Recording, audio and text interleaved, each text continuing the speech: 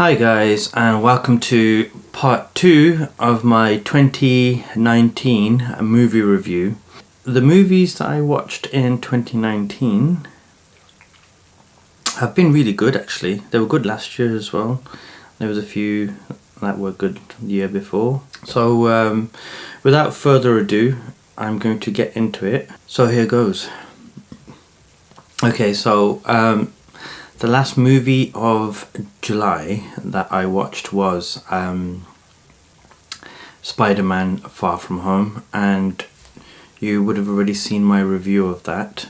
I think I included it at the end of the video, my previous video. I'll link that up here, and you can check that out. So this is by no means in any particular order.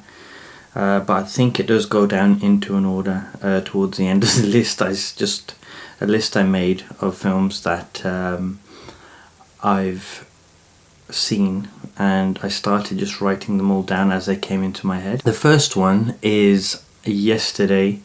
Now this stars an actor who is in one of my soaps that I watch, well, the only soap that I watch, EastEnders. So this movie was actually really good. Now I wasn't sure if I was going to like it.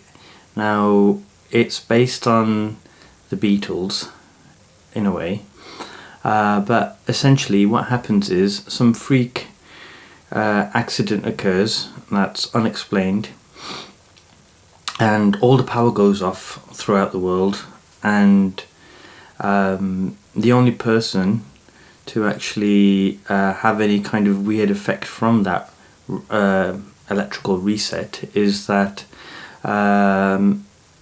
this kid, I think his name is Jack, and he is the only one that remembers the Beatles. So he goes along and everybody's like amazed by the songs that he's singing, and he's a musician, a guitar player I believe, if I can remember correctly, or I can't quite remember, but he really loves music and he really loves the Beatles music. He's trying to make it big, and yeah, I think it's a movie that you need to go and watch, even if you like the Beatles or if you don't. It's a feel-good movie. It's quite predictable in places, but it's actually quite a good laugh, and it's amazing that I know so many Beatles tunes. To be honest with you, I know of some of their tunes, some of their well-known ones, but I didn't think I would really enjoy it. I wanted to watch the movie for the actor himself, and because of the premise, and I thought that would be really good. I think there was a TV show back in the very early 90s, I think it was Australian, where there was some kind of blackout, and like it turned into a post-apocalyptic world. Now I knew this movie wasn't going to go into that territory, but it was just interesting to see what they would do with it. But I really enjoyed this film. It was good. The music was good. The filmmaking was brilliant. Yeah, it's just a feel-good movie, and it's one that I'd probably watch again. Definitely one that I can recommend. So the next one is kind of controversial, and it came out towards the end of November, I think it was.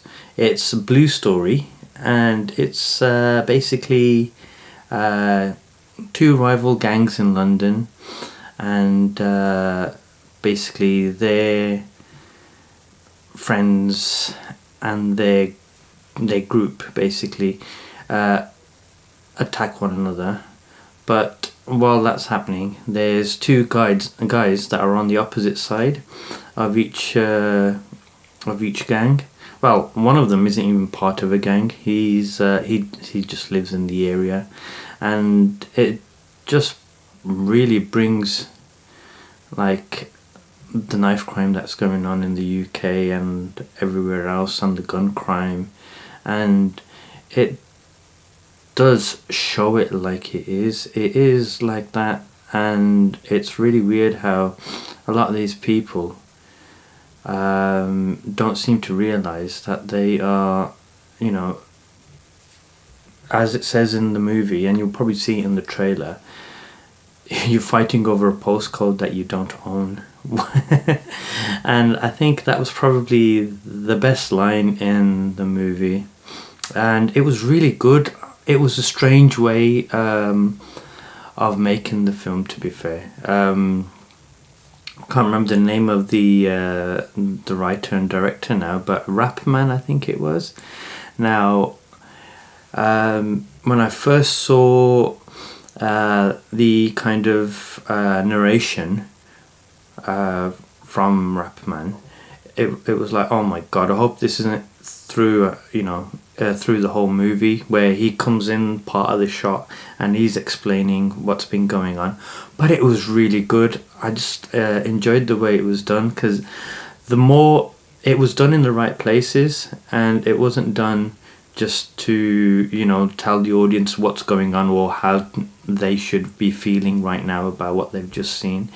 It was just a nice little recap, and it was also some exposition as well, and it was really good that you could see what was happening and what had happened, and then you get a little rap kind of in between. It didn't happen that often, which was good, but when it did, it actually fell into place quite well. And I wasn't too sure when I saw the first one how well it would do. The music in it was alright. The acting in it, it was good, to be honest with you. You could feel the pain and suffering from both sides. Essentially, it's two best friends that have gone on different paths, and they basically are hell-bent on like killing each other for what has happened. So I'm not going to spoil it for you, but it's definitely one to recommend. A lot of non-UK English speakers may find it a bit weird. There's a lot of like there's a lot of slang, gang slang, or like UK based slang that you might not understand, or the accents and dialects you might not get if you're in the States. But it is a really good movie, and it does touch you know, your heartstrings at certain levels. It's funny at several times. You know, you can see how one stupid misunderstanding can cause problems, but nobody's willing to talk to each other. Not on a, as they would say in the movie, you're not talking on the level. So yeah, it's a good movie. I would definitely recommend it. Music was good, and the way the film was shot was good too. I really enjoyed that. The locations were really good. I thought they did really well with what they could find, and it is how you see like inner city youths hanging around, and it is a good movie. You will like it. You may even take something away from it if you are in a gang. Next movie is Blinded by the Light. Now this is really weird, because this is also a movie like Yesterday,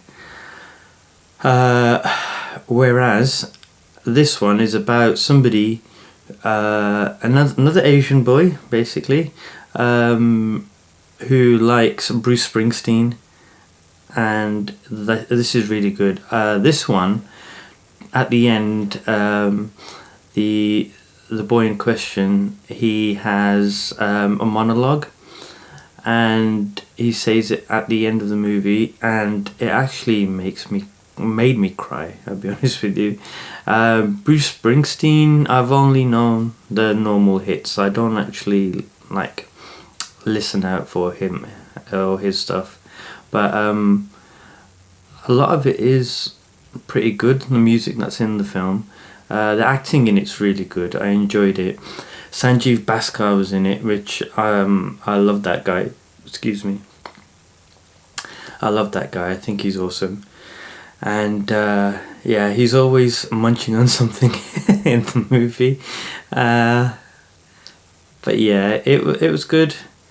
I'm surprised that there's two very similar movies come out like couple of weeks or couple of months apart from each other, and they both star an Asian boy liking white music.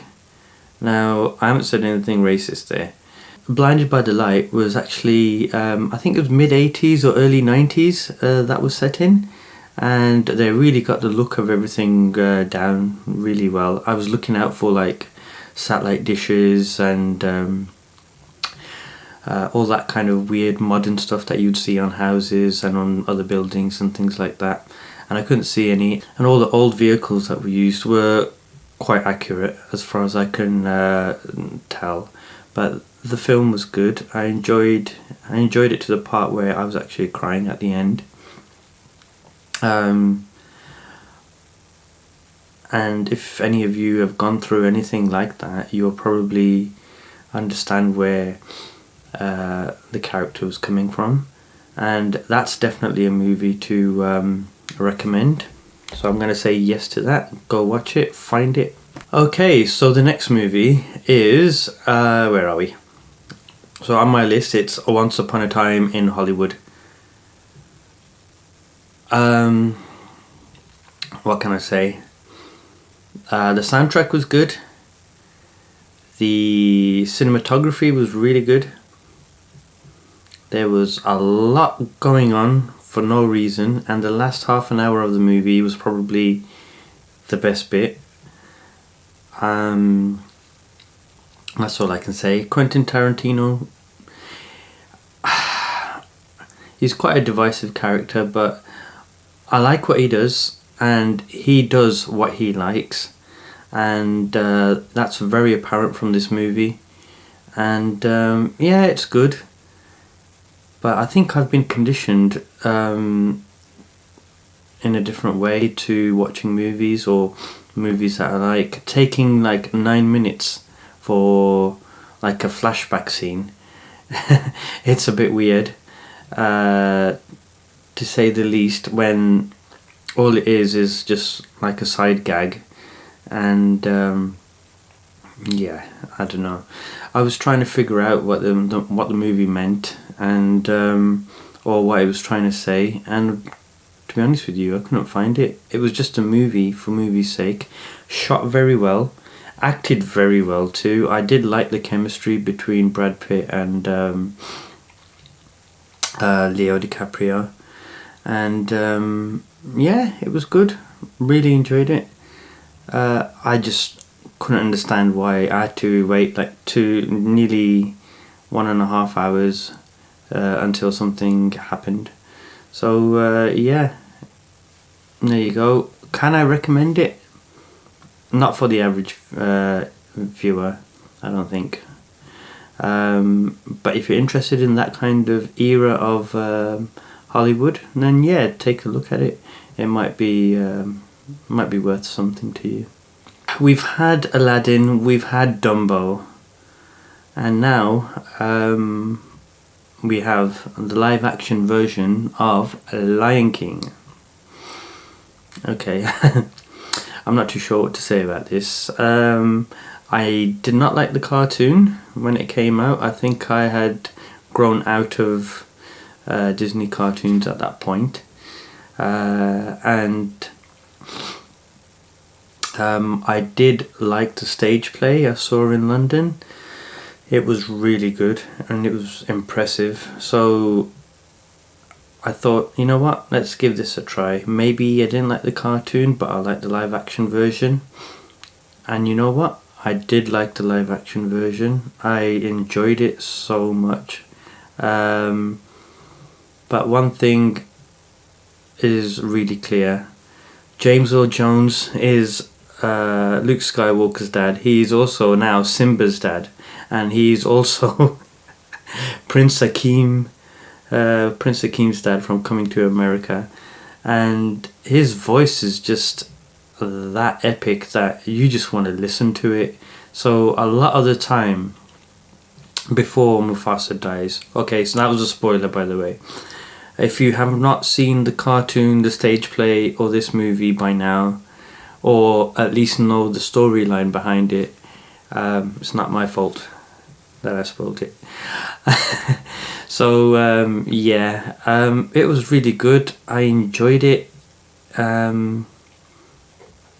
Would I recommend it? Yes, I would definitely recommend it. A lot of people are giving Disney flack over remaking their old cartoons into live action.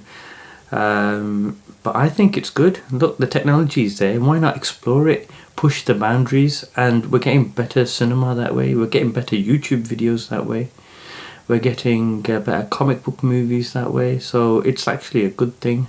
The next movie is The Intruder.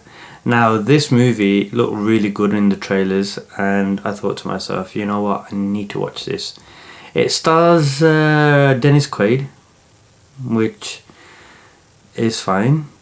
I have seen him in a couple of good movies. A Dog's Purpose being one of them, and the sequel to it, and obviously Inner Space, the classic.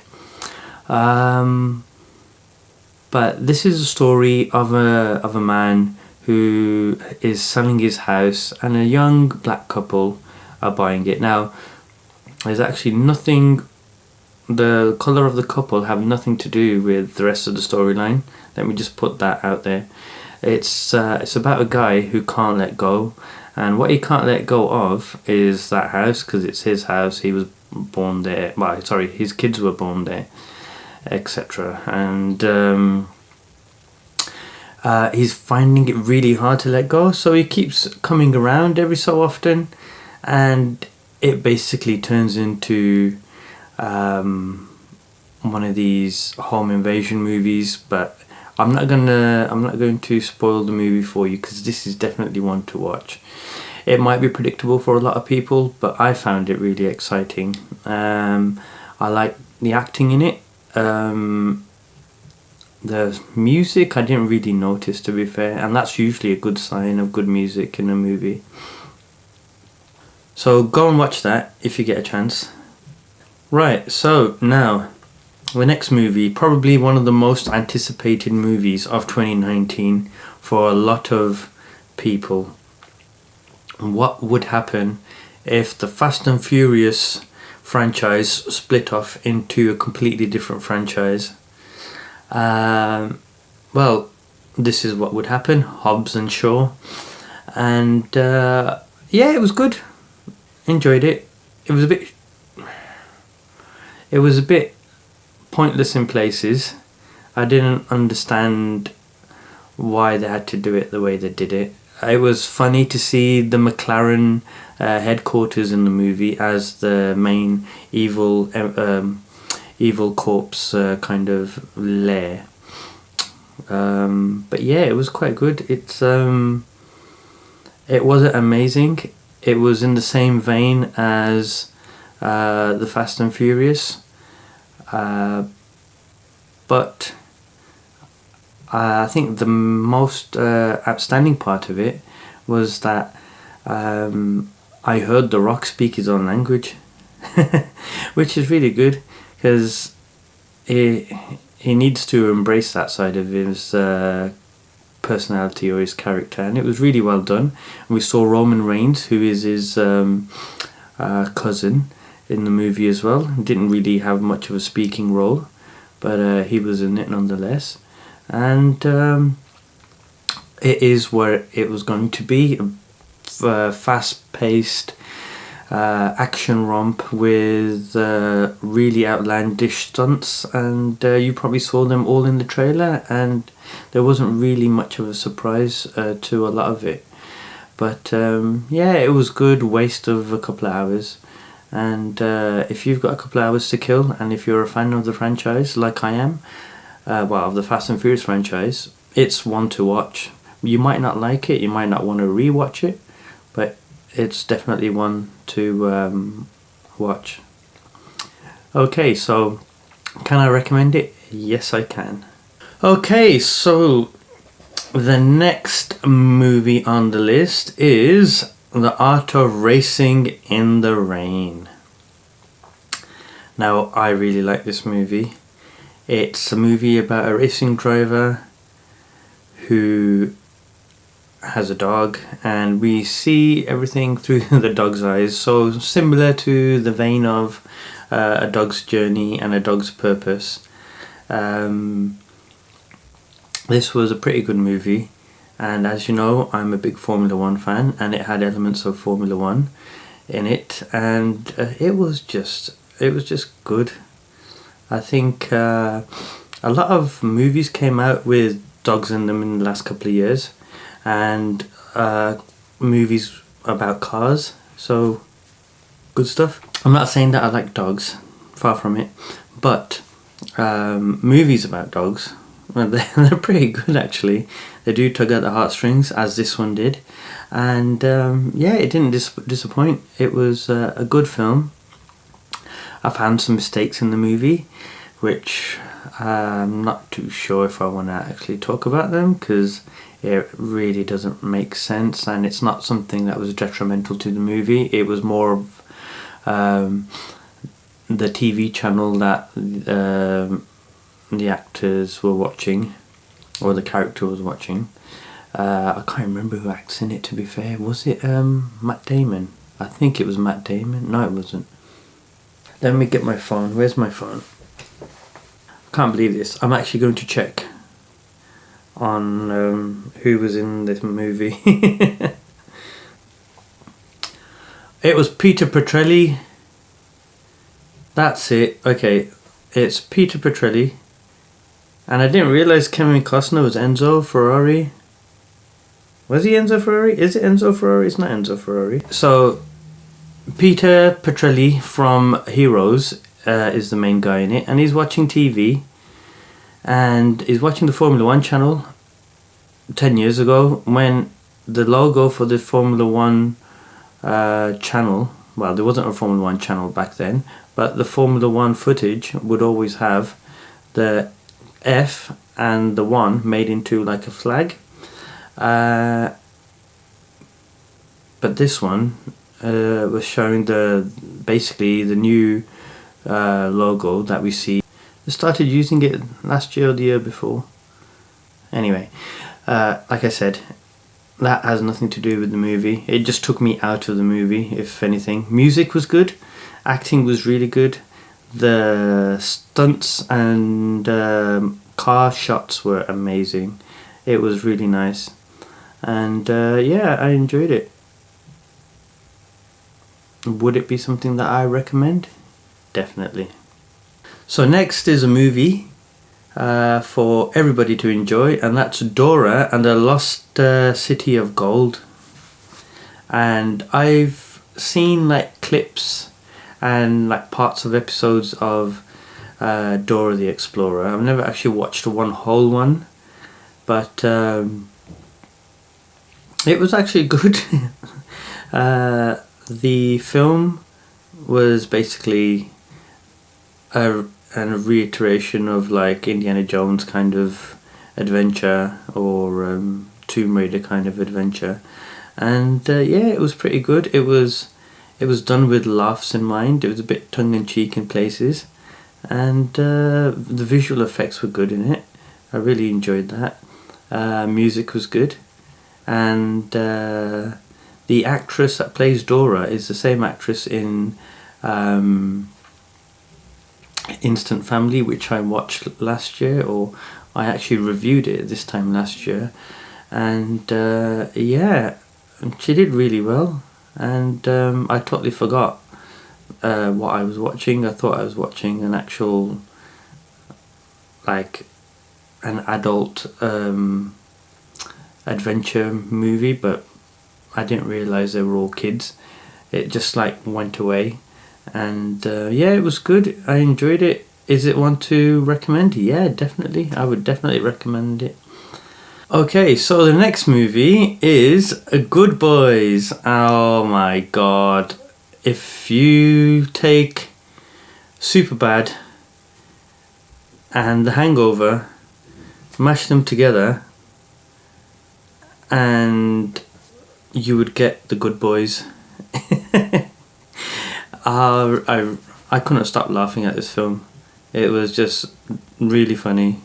The kids were really good in it. The storyline was a bit weak. It was the usual kind of stuff. But it was fun. It was meant to be fun. It was music, and it was good. The way the film was shot was good, and I can't really complain about it, to be honest with you. Yeah, I hope there's a second one. That would be good. It does. I know everybody now says, "Oh, that's like Stranger Things. That's like Stranger Things." They're even saying now that the new Ghostbusters 3 or Ghostbusters Afterlife is copying Stranger Things, which is a bit of a stupid thing to say, because it's because of Ghostbusters that Stranger Things exists, and like movies of the 80s like that. But yeah, really enjoyed it. I want there to be a sequel. Would I recommend it? Yes, to everyone. Now we're going to go to the other side of the spectrum now. So there's a movie called Crawl, and it's about an alligator. Yes, an alligator. And you'd probably think, oh, okay, this is just one of those cheap sci-fi channel movies like Sharknado and stuff like that. And there was probably an alligator movie back in the 70s, if I can remember correctly, or 80s. Alligators in the sewers. But this one happens during a torrential storm, and it's basically crazy. I really enjoyed this. It was very suspenseful. It was kind of predictable, but even with the the set pieces, it made it look really, really like claustrophobic, because the people in question are stuck down in the basement, and they are trying to get out through the house and all that kind of stuff, and trying to escape. But there's alligators there, big ones, and they are scary. You don't see much of them, but when you do, you know that shit's gonna go down, so you've got to be scared. And yeah, it was good. Film, the way it was shot was good. I liked that, and the color tones used in the movie were good, obviously, but it was all mainly dreary black and grey kind of. It wasn't black, but it was just grey and dull, but it set the tone. And yeah, the music in it was good. There was a few really good jump scares, I'll be honest with you. I really did poop the pants. I did poop the pants. And yeah, it was good, enjoyed it, and I can recommend it. Okay, so It Chapter 2. This was a good movie, a good sequel, a good follow-up, whatever you want to call it. But was it better than the first one? I don't think so. But do you need to watch it? Yes, you do. I'm not going to spoil any of it for you. If you haven't watched the miniseries from the 90s, it is slightly different. But it's actually good. I like the way they close it all off and try to make sense of it all. And yeah, it is worth watching. And if you are a Stephen King fan, you will definitely enjoy it. The next movie on my list is Hustlers. Yes, Hustlers. Now, this is a movie based on real life events about strippers who find a way of stealing, basically, from their punters, and pretty much getting away with it. But I won't ruin the movie for you. But music in it was good. The way the film was shot was good, and the acting in it was good too. I really liked Jennifer Lopez's acting in this. I think the last movie I watched her in, that I've got a review for here, has shown that she hasn't really lost it at all. Personally, I didn't know she had it, so it's quite a nice surprise to see when an actor like blows you away. No pun intended. Okay. Yeah, and yeah, can I recommend this movie? Yes. Right, so the next movie on the list is Rambo First Blood. No, it's not First Blood. It's Rambo Last Blood. And there might be a sequel, so it might not really be Last Blood. There might be a Last Blood 2. Well, whatever happens, let's just hope it was as good as this one, because I really enjoyed this one. And it was quite predictable. It was kind of slow at the beginning. It was trying to set all the plot points into place, and there was a lot of exposition going on here and there. I didn't quite understand why Rambo was living in a house with an old Mexican lady, and then he has a niece from said granny's I don't know, daughter or something, or son. Anyway, some of it wasn't explained, but who needs it to be explained? It was just an action flick. He got his ass kicked, but he came back with a vengeance, and the last part of the movie was just like, what the exactly? And yeah, I really liked it. I want to see more. Let's do it, Rambo. So the next movie that I watched was The Kitchen, starring Melissa McCarthy. It was good. It's a movie about mob bosses' wives. Actually, they weren't bosses. They were just some low-level, I wouldn't call them street hooligans. I'd just call them just low-tier mobsters and their wives. Their wives ended up going into business for themselves, and it was really good. It was really funny, and I think it's re-established Melissa McCarthy as a great comedy actress. And yeah, all that flack that she was getting before for the Ghostbusters 2016, I've basically forgiven her, even though she's called people so, horrible, so many horrible things. But hey, there's no denying it. When she's got the right script, the right director, she can do a really bang up job, and she did it in this movie, and I really enjoyed it. It was really good. Music in it was good. It was based in the 70s, so you got some really funky ass music, and yeah, the way it was filmed was good. It visually looked impressive. It was like I was watching something from back in the day. But yeah, it was really good. I enjoyed it. Can I recommend it? Yeah, I can actually. I can recommend it. Definitely. Right, so the next movie is Ready or Not. So this is a horror movie based on a card game. Well, basically it's based on hide and seek.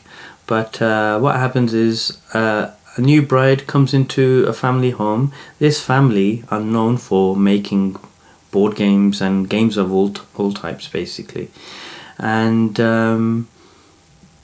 what do they like doing? On the wedding night of one of their family members, they want to play a game. But there is a stipulation. If they if the bride or the groom picks out a card that says hide and seek, you play hide and seek. But the way they play hide and seek is not like any other. They use guns, crossbows, weapons of all sorts, and it's just crazy. And I thought to myself when I saw the trailer for this movie, I need to watch this. And it was good. It did not disappoint. There were quite a few jump scares. that I can remember. It was funny in places, and yeah, it was quite good. It was obviously predictable, but it was just a really good slasher to watch towards the end of the year, and yeah, it was a good one. Can I recommend it? Yes, I can, but I don't think it's one of those movies that's going to stand the test of time. So let's just hope they do a sequel at sometime soon. So far, a lot of the movies that I've actually got on my list, I've said yes to recommend, and you know, I'm not getting paid by any of these like studios or anything to say yes, go and watch these movies, or yes, I like them. And I'm not trying to spoil any parts of the movies. Some of them I can, because they're pretty much the trailers had everything in them. So basically I've only left out information that has not been included in the trailers. But now, that aside, the next movie on my list is Joker. Okay, so yes, this was a good movie. I love the way it's shot. I love the way the color grading is on this movie. I don't know, I've got a new love for color grading. It's really good. I'm gonna even do it for my videos from now on. I'm gonna color grade the crap out of them, and I have tried it in the past, but hey, because the color grading itself was a character in the movie. It was just really well done. The music in it was good. The premise, obviously, you saw it all in the trailer. Did I like it? Yes, I did. Is it something that I can recommend? Yes, it is. I don't want to spoil too much for you, but a lot of YouTubers have already spoiled it. But I'm not going to do that. I'm going to let you make up your own mind. But what I would say is go into the movie with an open mind. Yes, there are nods to Taxi Driver and nods to Kings of Comedy, and yeah, so it doesn't matter. There's Scorsese elements all over the place. There's other little touches here and there as well.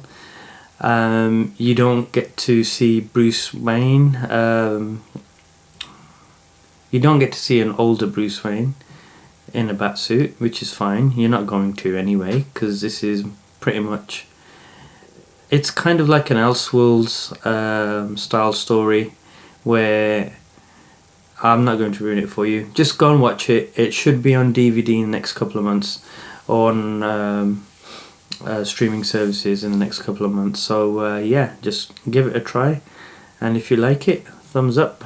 If you don't like it, still thumbs up it, because it's done a good job. And I think DC have found their niche. DC has always been darker compared to Marvel. They shouldn't try and compete, but where they can compete, they need to make it a bit more kid friendly. And it's really hard doing that when you've got a winged vigilante beating everyone up. But you know, you can do it. It is possible. Just don't go down the way of Joel Schumacher and camp it all up. But apart from that, yeah, watch it. After the Joker, what did I decide to watch? Maleficent 2. I haven't even seen Maleficent 1. And I thought, you know what, go into this movie, fresh eyes. It's a Disney property, and I don't normally watch these other types of Disney properties. Star Wars obviously wasn't originally a Disney property, and Marvel wasn't originally a Disney property. It is now. It's all the better for it. Maybe Star Wars not so much better for it, but yeah. What do I want to know? Why would I want to watch this? I don't know. I thought to myself, let's just give it a try. So I did, and I enjoyed it. It was good. It was predictable. It was stupid. It was funny, and it was a good waste of a couple hours. Would I watch it again? No, I don't think so. but the acting in it was good. Everybody brought their A game. I really think everybody was really good in it, and the music was good in it too. Special effects were okay. Some of the special effects were a bit weird, but yeah, 90% of it was bang on. So would I recommend it to anyone? Yes, I would. Anybody with small kids, they will enjoy it completely, and the adults will get something from it as well. So it's pretty good on all levels. It's definitely family friendly, and yeah, go watch it. So the next movie I've already seen back in 2005 or 2003 or whenever it was. It's Terminator 3. Or is it Terminator Salvation? Or is it Terminator Genesis? I don't know. Oh, it's Terminator Dark Fate. This is the first time this year that I've actually fallen asleep in a movie just out of disgust. It's horrendous. I'm not going to tell you how bad it is. I'm going to give it a not recommended. Do not watch it. It will ruin your childhood. You're better off watching Terminator 2 on loop for the rest of your life, because it's not going to get any better than that. And I can't even say the acting was good in it. I can't say anything. It was good to see Linda Hamilton back. I did like the bit at the start where they just went in, killed John Connor, and then the movie starts. I think that was very well done. The starting point of it was well done, where you could hear Sarah Connor's interview with Dr. Silberman playing, and it was like, oh yeah, okay, I recognise this. This is the Terminator of old, and they brought it in slowly, and yeah, I thought that was pretty neat the way they did that. And apart from that, it was just a big shit show, and there were some good elements in it, but they were borrowed from other Terminator movies, so it's kind of like retreading on old ground, mashing it all together, and yeah, there was no believability in it. Like, I don't know, where shall I start? I could actually do a whole video on what happened with the Terminator Dark Fate movie, and I think I will. So please like and subscribe to my channel, and you may see that video popping into your inbox very soon. But yeah, would I recommend it? No way.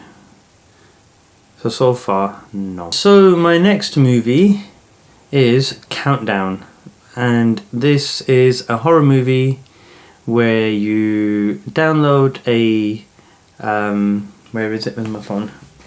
You download an app called Countdown, and what you do, it will give you a countdown to when you're going to die. How cool is that? And I'm still running this. It had 5 years and something days on mine, but now it's 4 years, and it's actually not reset itself, so the timer is actually working. I don't know how it knows that this is my timer, but the app's updated a couple of times, and I think I was trying to break the app at one point just to see if it would reset. Yeah, I'd cleared the cache and it was still working the same way. Okay. No. I'm gonna die. Sorry about that. So yeah, the movie was really good. Obviously it was going to be a bit predictable. It's one of these like silly slasher movies, but it was actually done very well. I enjoyed it, and I think there's going to be a sequel. They've left it open for a sequel. yeah, I liked it. It's the first time I've downloaded an app after watching the movie, so they've done something right there for me. So yeah, go watch it. You may even like it. So the next movie on my list is The Irishman. Yes, from Martin Scorsese. He who doth not like comic book movies. Movie was good. Slow, but good. Having said that, how slow it was compared to Once Upon a Time in Hollywood is different. It's more natural, I would say, this way. They take their time, but there's always something happening in that scene, which is interesting. And yeah, it was good. It looked good. Visually, it was impressive. Music wise, I can't actually quite remember, but did I need to see nearly 3 hours of a movie just to get to where I was going? Probably not. So it suffers from the same verdict that I gave to Once Upon a Time in Hollywood. But yeah, it was alright. It wasn't great, but I liked the world building it did. But the world building is just for one movie, so yeah, it was good. But it just took too long. You could have taken half the time in explaining all of that stuff. And yeah, but if you're a Scorsese fan, yes, go watch it. Joe Pesci fan, go watch it. Robert De Niro, everyone's a Robert De Niro fan, so go watch it. Or I'll send the boys round. My next movie is Le Mans 66, or Ford versus Ferrari. If there was a contender to the best movie of the year, I think this would be it. If we put Endgame to one side, if we put all the Marvel movies to one side, and you concentrate on non-comic book movies in general, I think this is the best movie of the year. There might be a few others which are in my list, but I haven't watched yet, and I'll go through that after I've just summarised these few others. So this is the story of Ford challenging Ferrari on their own, basically on their own turf. They tried to work together, and Enzo Ferrari told them to bugger off, and so they built their own car, and they took it to race at the Le Mans 24-hour race, and yeah, it was a very good movie, and I can't fault it. There were a few faults, I'll be honest with you, to do with Christian Bale's accent. Christian Bale for me is very polarizing in any case, so I tend not to gravitate towards his movies a lot, but he has done quite a few good movies, and this is another one under his belt which I think is very good. But it's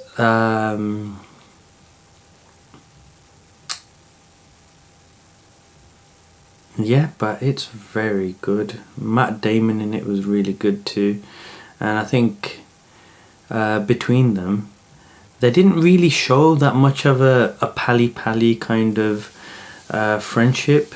It was there, but it didn't come across as very pally, so I don't know how pally it was originally, but it was good. The stunts in it were brilliant. The shots of the cars were brilliant. The way the racing was depicted was good. Was it something that needed to be done? I guess so. I remember, I think it was Jeremy Clarkson or James May did a voiceover on the Grand Tour, actually talking about this incident in motor racing history, and yeah, that was very good. But watching the movie version of it was just amazing. The music was good, the acting was good, the cinematography was bang on, and I really loved it. I didn't like how to make what's his face, to make Christian Bale's character more English sounding, or English in general, was to give him loads of random rhyming slang sayings to actually say out loud while he was racing, because those kind of words, you wouldn't put them all together in a sentence, or you know, as he did in the movie. So it kind of took me out of the movie a little. But apart from that, I think that was my main complaint, to be fair, in the whole movie. They had to do it the way they did it, so I'm happy with it. It's fine. It's not a problem. See, the only things I get annoyed about are the little things that don't really matter. 99% of the movie is bang on. Yeah, so this is going to be my movie of the year so far. There's a couple of movies that I still want to watch. Would I recommend it? Yes, I would. The next movie on my list is 21 Bridges. Okay, so this is a police thriller starring Chadwick Boseman and J.K. Simmons, believe it or not. And yeah, it's pretty good. It's quite exciting towards the start. It's very predictable right from the start, and it's just crazy. The actual premise that was explained in the trailer, it sounded like we were going to get some massive city siege, but it wasn't. So I don't know why it's called 21 Bridges, because I only saw maybe 3 or 4, and 2 of them I've already been on. I might have been on the 3rd one. Anyway, yeah, it was interesting. It was quite good. I enjoyed what I was watching. I liked the nighttime shots. They were very clean, hardly any grain. And yeah, music was alright. It wasn't too bad. But I'm just gonna spoil this one. It's just a good cop versus bad cop kind of movie, and it's pretty much missable if you yeah, it's pretty much missable. I can recommend it to people that like Chadwick Boseman, but he didn't do anything out of the ordinary on this one. So yeah, I can't really say it was a stunning performance, but it was a good performance. Towards the end, where he finds out what's really been going on, you can see the intensity in his face, and it's always like flinching, and it's like, wow, how do you do that with your face? But apart from that, no. I can't recommend it, I'll be honest with you. I did enjoy it, but I don't think everybody would get the same kind of, you know, there's better things you can watch if you have an inclination of that kind of movie or that type of storyline, and Netflix is full of stuff like that, so check it out. Okay, and so I come to Knives Out. Now, I've been looking forward to this for a while. This is a classic whodunit, and it's pretty good. I enjoyed it. It is predictable. I think everything has pretty much either been predictable, or I must have seen it in some other combination or something or other. But I like going along with the story, so I was following it and I was like, he suspects this person, that person. But yeah, it was really good.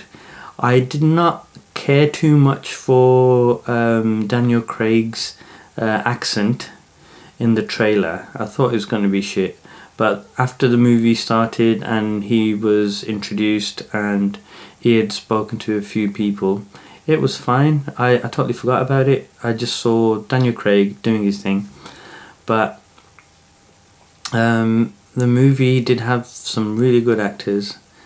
And Don Johnson, anytime you can see Don Johnson in a movie, it's all good. And yeah, I think Daniel Craig could have been replaced by anybody in that movie. Would have been good. Now it's directed by Rian Johnson. Ryan, I destroyed Star Wars Johnson, but I still watched it, and yeah, he knows what he can do, and he should stick to it.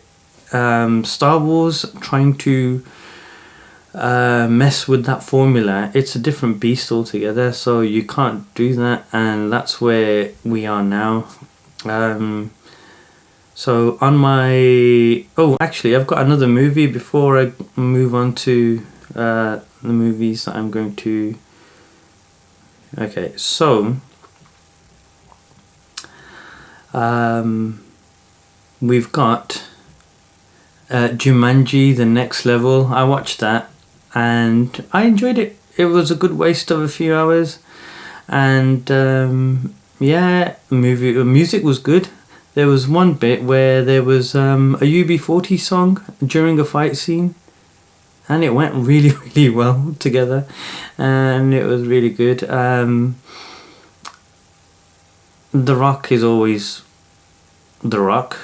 Kevin Hart is always Kevin Hart, and yeah, everybody else was pretty good, and it was a good movie. It was nicely put together. I can't fault it in any way. I'm not going to be too judgmental on it, to be fair.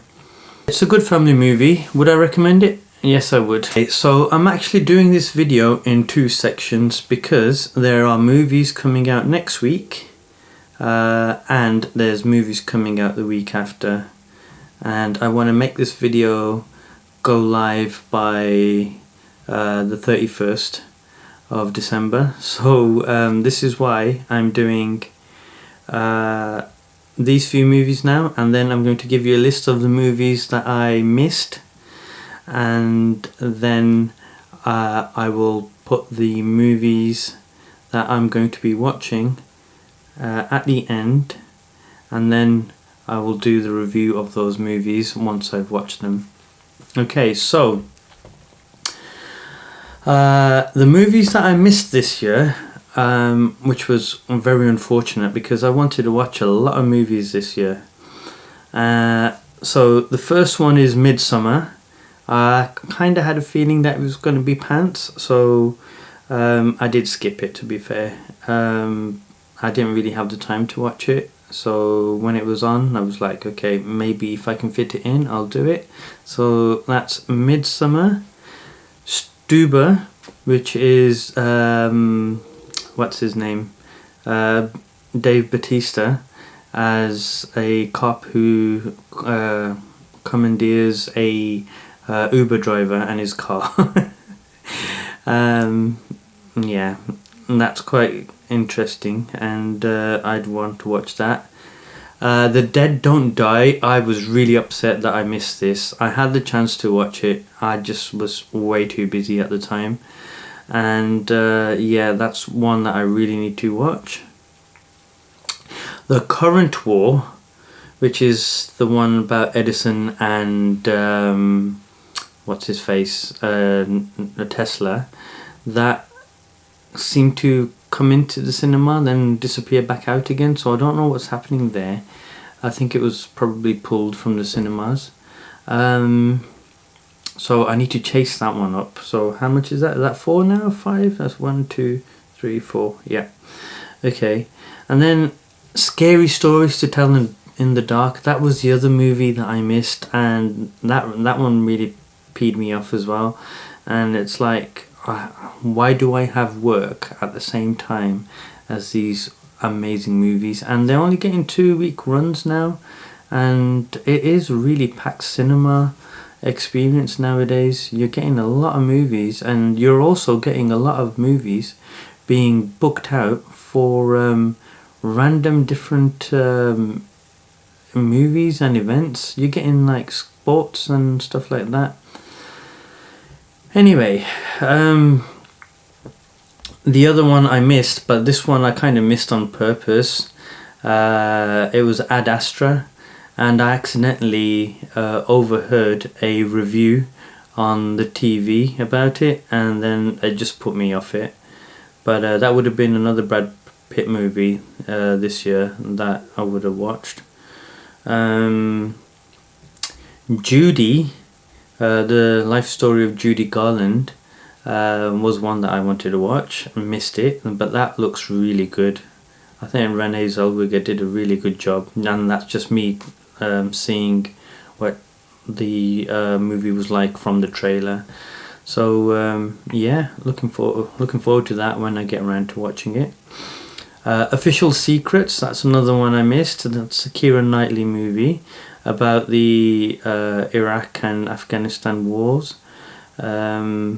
Basically putting Tony Blair and George W. Bush under the bus for that period of our recent history. Yeah, I was looking forward to that. Not a really big fan of Keira Knightley, to be fair, but I would have stomached it. Okay, so Black and Blue, I don't know what that is. I've forgotten what that is, but I've written it down here that this is a movie I need to watch. So if anybody knows what Black and Blue is, let's see if we can find it on here. Black and Blue. Oh, okay. So Black and Blue is about a rookie New Orleans police officer who is forced to balance her identity as a black woman after she witnesses two corrupt cops committing murder. Okay. It's got Tyrese in it, Naomi Harris, Nafisa Williams, Mike Colter. Oh yeah, Mike Colter's in it. That's Luke Cage for you and me. That's Black and Blue.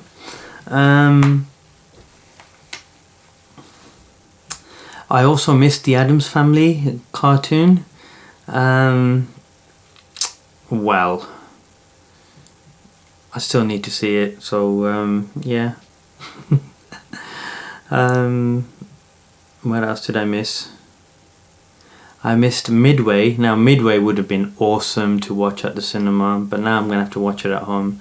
But it's not too much of a problem because I've got my projector all set up here. And yeah, so I also missed The Good Liar. I was going to go and pay for this one. I really wanted to see Ian McKellen in it, and yeah, it was it's an interesting premise. It's basically con artists. I think they're conning each other. I can't remember the storyline now, but in the trailer it was a couple of con artists. But yeah, The Good Liar, that would have been a good one. Last Christmas I may still watch if it's still out at the cinema. But you know, nice romantic comedy just before Christmas will give you the warm and fuzzies, so yeah, why not? And Jay and Silent Bob, I don't know if I've missed this or not, but I've seen people on YouTube that have got like reviews for it, so I don't know if it's actually been released or these are like previews that they are reviewing. But yeah, I need to watch that. Okay, so I now come to the last few movies of 2019 that I will be watching. So I'm just going to run them off for you, just in case I don't get to watch them, so you know at least. Okay, that's the light gone. Right, so obviously The Rise of Skywalker, Ip Man 4, Playing with Fire, and Spies in Disguise. And I need to watch all of them. Oh, welcome to this portion of the video. So I had a couple of more movies to watch by the end of the year, and I don't think I'm going to actually be able to watch any of those. So the two that I did get to watch was Black Christmas and Rise of Skywalker. So if we start with Black Christmas, I haven't watched the original, and I haven't watched the remake of Black Christmas. So I went into this movie thinking it was going to be, you know, something I haven't seen before. It'll have a good storyline, whatever. But this movie is just so politically charged, and it's just, you know, it's just weird. It's pushing a agenda, and it's not even pushing it properly, to be fair. And you know, it's just one of those movies where you just start switching off because they're just dictating to you. It's an actual I would say it's a feminist agenda that it's trying to push, but the thing is, it's not doing it very well.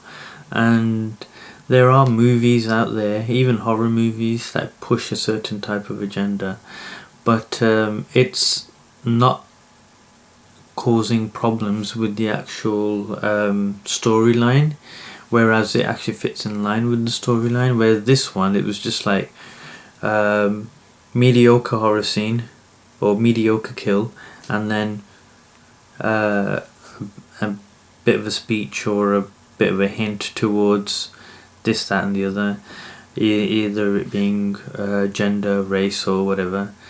And yeah, it just kind of took me out of the movie. There were a couple of like goodish jump scares, but the way the movie was done, I didn't like it. So I thought to myself, while I was actually watching the movie, I need to go and watch the original. And oh my god, I watched the original. It was really good.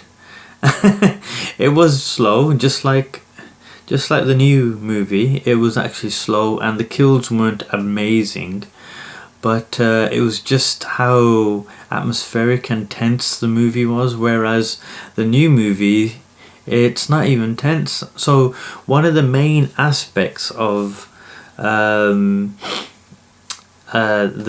new movie is that they don't know who's sending them these messages or DMs, and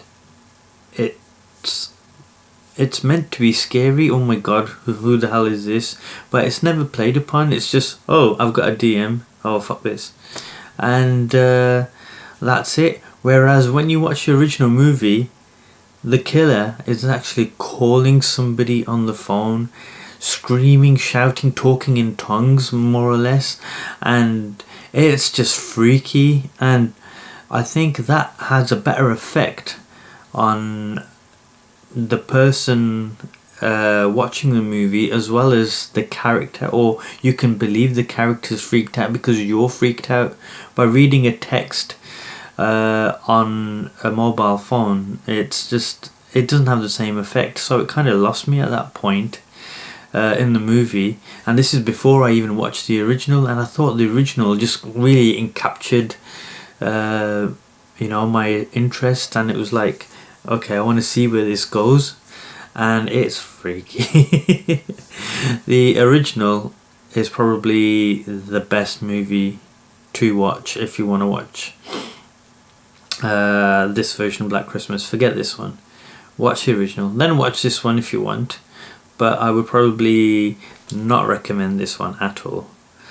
Oh yeah, and the other thing is, the original movie wasn't like pushing any kind of agendas, and it was just nice to watch. A weird serial killer is stalking a frat house, and that was it. Okay, so we move on to the next one, which is The Rise of Skywalker. I wasn't really looking forward to seeing this after The Last Jedi, and to be honest with you, I was pleasantly surprised. I really enjoyed it. It was a an interesting mishmash of stuff. I don't know the best way to say it, but it was all over the place. It didn't know what it wanted to be. It kind of wanted to be Return of the Jedi. It wanted to be a couple other things as well, but yeah, it was just like, okay, this is happening, this is happening, this is happening, and that was like the first 10 minutes of the movie, and you were just like going from one place to the other without even like figuring out what's happening, what's what. And yeah, it was rushed to that extent, but obviously because The Last Jedi was ruined by Rian Johnson, J.J. Abrams couldn't really do too much to it, but what he did kind of made some sense. He tied up all the, well, he didn't tie up any loose ends, he created more, to be fair, but what he did do was fix it enough for it to be a cohesive and final end to the story. And I don't know if any of the sequel trilogy should have been made, but I'm glad that it's finally over now. I did like The Force Awakens, but only the last scene where you meet Luke on the island. Should this movie have been made? Yes. Was J.J. Abrams the right person to make it? Yes. Rian Johnson should not have been in the picture. It should have been J.J.'s trilogy from Force Awakens all the way to The Rise of Skywalker, but it just didn't work out that way. So as you know, money talks and bullshit walks, and that's how Hollywood plays it, and it's been to the detriment of the actual franchise. Ignore that. There are issues with the movie, but overall I think they've done a good job to bring it back, and I felt that I was enjoying it a lot more than what I was expecting to, and there was parts of it where I was laughing, and you know, I was actually laughing out loud, and in my screen there was hardly anybody watching it, so I didn't watch it on the day of release. I watched it on the Friday here in the UK, so the Friday would have been opening weekend, and it was a late showing. I think it was about late evening showing, should I say, about 6 o'clock, and there was only a handful of people in the screening, which was really weird, and that was quite worrying, to be fair. The bits that I liked in the movie were the fact that we got to see everybody working together, more or less. Some of the jokes from or through C-3PO were funny. Resetting C-3PO to his initial software and wiping his memory was really good. It was quite funny. It was kind of heartwarming as well, because he kind of sacrificed himself. But obviously, the thing is about the Star Wars movies, they're not actually about any of the Skywalkers, not really. They're actually about C-3PO and R2-D2 and the people that they interact with all the way through their lives. It just so happens to be that it's the Skywalker family that are interacting with these two droids, and yeah, it's just one of those things where it's fun to watch. Obviously, the music was good. The movie looked amazing. It looked really like clean and beautiful to watch. Some of the scenes, well, all of the scenes with Leia, obviously Carrie Fisher died, and she had already filmed all of her scenes. It's just weird that her dialogue was very, very minimal in all the shots that we had of her, and there weren't really that many shots of her. Seeing Lando was good. that final battle where all the rebel ships come along, and it was amazing. But this is the thing, the whole movie towards the end of it did seem like Avengers Endgame. They just ripped it off from Marvel.